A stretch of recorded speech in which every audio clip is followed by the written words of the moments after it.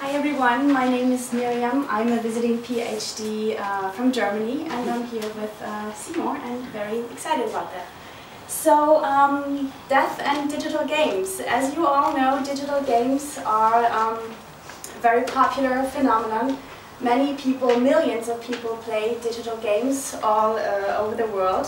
And within digital games, death is, well, an omnipresent phenomenon. Everybody basically dies. It can be rather graphic, but it also can be a rather abstract concept, as you probably know in the term game over.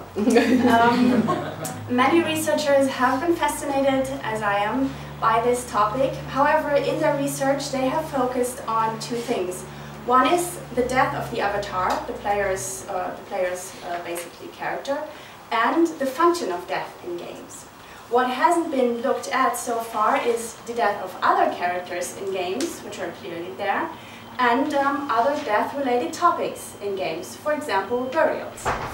So what I'm doing is I analyze representations of death and dying in digital games.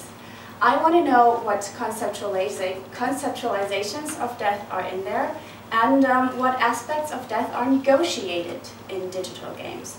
And I also want to know what images, what practices, what ideas move into games from other media. And also, how are other people, the death of other characters, how is that staged and represented in digital games?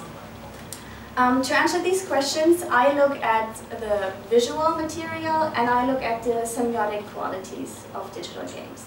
So I work with content analysis, I work with visual analysis, artifact analysis, and I also use a method that's called close playing.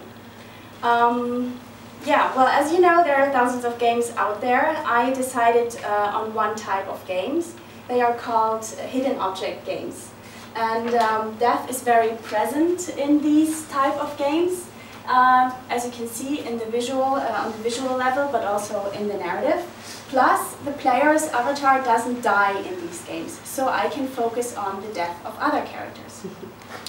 So, death and dying, why is this important, especially in terms of digital games? It is important because death, well, not death, yes, but games also are part of people's everyday life. They're a means of cultural expression, and by that, looking at death, we can draw many conclusions about what we value in life, actually. And by looking at the death of others, we can draw conclusions about conceptualizations of responsibility, of empathy for that people, and that helps us, basically, to work on our identities as a living. Thanks.